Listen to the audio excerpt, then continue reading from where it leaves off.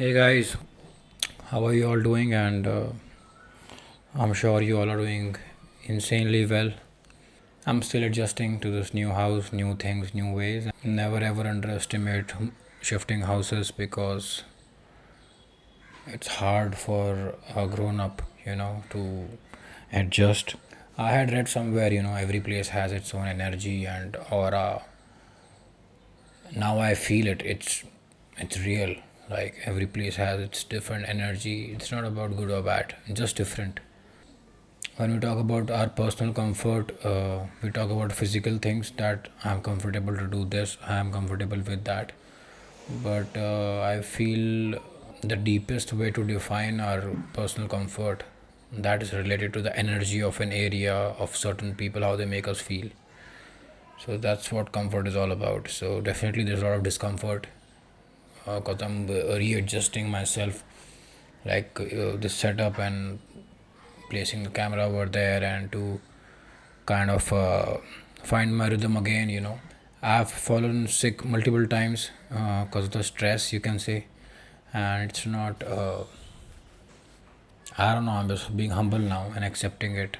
I'm not trying super hard to get to the base of this issue or to get to the bottom of this problem, whatever is happening, because that's not in me, that's not how I am. I don't like to dig deeper into issues and problems. I just look for answers. I look for ways to do things in a better way and to not be delusional. Anyway, so this is how I feel lately, and I get inspiration in the form of some small dashes, like you can say, like small rockets. That's how I get inspiration these days, and mostly I like to not do anything. I'm just really very lazy. Lazy is not the right word because my days are pretty active. I'm moving around. I'm cycling early in the morning by 4:30 or 5 a.m. I wake up and I train at 6 a.m. But there is some sort of a you can say web that ties our daily routine together. In my case, I have kind of maybe fallen out of it, or maybe it is dismantled in my case because I can't get a hold of that web that connects our daily activities. For example, you brush your teeth, then you go to the loo, and then you wear your clothes, and then you leave. There's some sort of a sequence to things, right? That you are on your way to your work or to the gym or to somewhere. There's like some sort of sequence happening. In my case, that is very hard. It's like the way Khalil Gibran says, that quote makes so much sense, not just intellectually, like I'm living it. He said something like, move in passion, rest in reason. Like just resting and enjoying, Hindi में कहते हैं आनंद में रहना. I think that is the most sensible and logical and reasonable thing to do. I have started seeing that this constantly running around and getting things done, like some sort of a disease. It's it's literally like, it looks like insanity to me. It's not normal. Like you see all those creatures, animals, and they are resting and they only move when there is some sort of a necessity, like climatic change. Then group of wildebeest, they migrate. When they are thirsty, they look for water, then they drink it, and usually they are just resting. When lion is hungry, they look for the hunt and they strategize how to hunt properly. Nothing personal. They are simple creatures. But the situation with human beings, like till I this is my understanding, how I feel, how I see. I'm just sharing that. I feel when we something happened to our evolution. I think we were fine till till a certain point. Like when we were curious, we were finding out fire and making our lives easier by utilizing the resources and inventing a wheel, all of that, to commute and everything. All of that is it's incredible. But when you look at the this society, it is nothing but an intellectual understanding that is happening amongst people. I was just telling my mother that If today you stop doing everything, literally, like you want to live, literally, like you want to live like a bird. Today, if you live like this, you cannot be in this society, because if you look closely, you are literally paying the rent of coexisting in the society. Society, there's a price in society. Everything has a price. You look at it. You stop following the path of following the conventional path of creating a career for yourself. Your parents will disown you, because parents are more of they belong more to the society than they belong to the life. What I mean by that is, by belonging to life, is that to the truth, and not many people have experienced that in their heart, so naturally they only know society. That's why people's name and self-image means so much to them, because uh, they think that life, the true meaning of life is to be seen in a certain way from the eyes of the people in the society.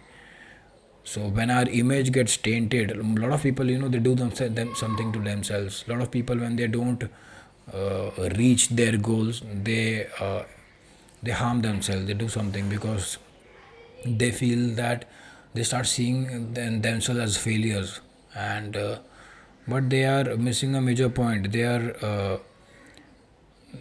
are seeing themselves from the eyes of the society, how they are being seen from the society. I hope I'm making sense.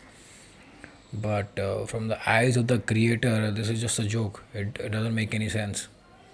And the paradox is, all the people who have left a lasting impact on this society, all the people who are unique and different, who are actually making a difference in this society, they are the ones who really don't care about the society. I mean, they care in the right sense. They want to uplift the humanity, and they use society as a means to do that.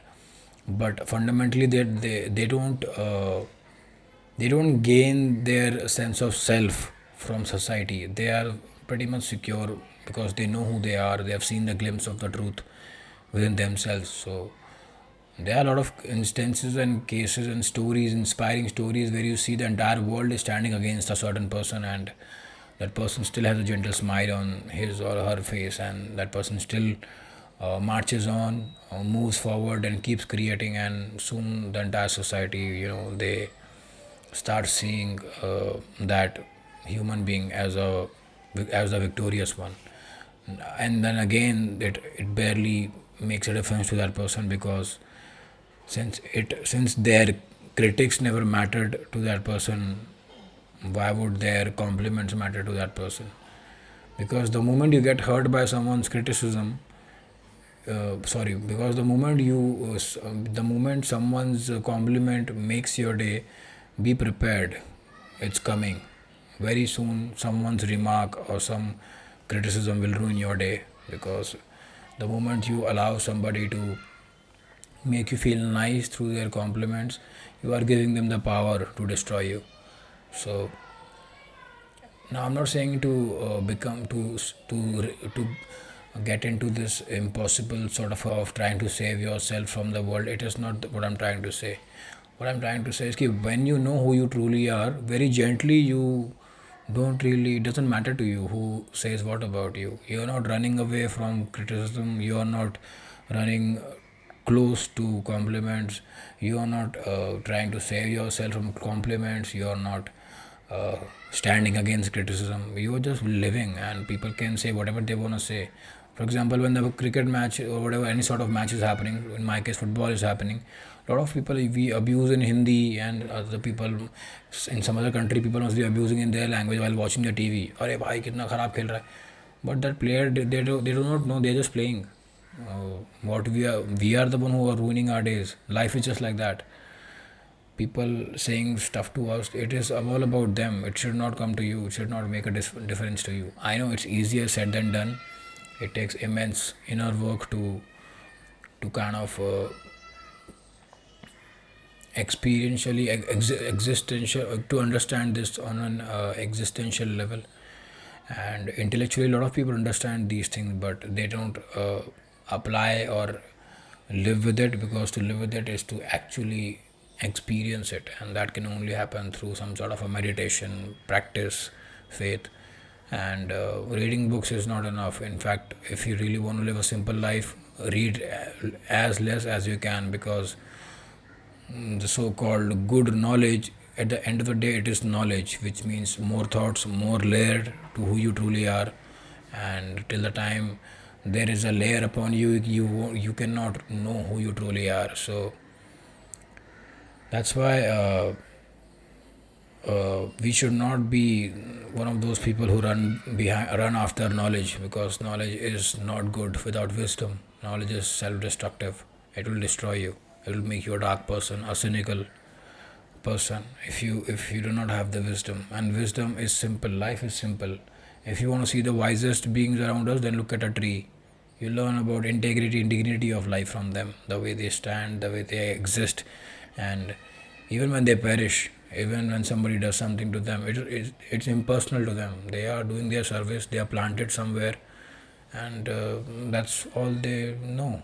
And if you ask me, it sounds pretty funny. My greatest inspirations are trees, man. I say it proudly, and I look for trees wherever I go. And when I'm cycling, I find for empty roads, so that I can keep cycling while looking at the trees, and not and avoid and to avoid pitfalls and to not fall. That's why I look for empty streets. That I want to enjoy looking at trees and while cycling. But lately it's getting harder and harder, because people are digging up the roads, and there's a lot of intensity and anxiety in the environment, and it's kind of challenging, but yeah, it is what it is. I tell my mother that stepping into the society, it should be purposeful. Most of us, we wake up and we think that we have to do something after, sorry, we have to go outside and do something. That's not how life works, man. Stepping into a society is a profound act, man, and one should be purposeful with that. And away from that, we should be comfortable by ourselves, and because all the glory, all the creation is happening over here in our heart. It is not happening elsewhere. You won't find yourself away from yourself. You won't get a greater experience away from yourself. You will escape momentarily in the name of fun, but that will also have a flip side to it. There will be a downer when you'll be coming back home. So it's very important, all the glory, all the accomplishment, all the whatever is happening with you wherever you are. In Buddhism, we say that the benefit comes not from the outside but from within. So, and from a lot of people talk about law of attraction, and even the things that you attract, they don't come from outside. It comes from within, because universe is not giving things to you what you want. The universe is giving to the person who you are. Now, are you the person that you are born to be, the truest identity that is nameless, formless, shapeless? Are you that that entity? It's too deep, man. I can't really talk about it. Thank you guys, and see you around pretty soon. And I'm finding my rhythm. Stay in touch. You can write to me if you wish to. And love and peace to each one of you. Bye.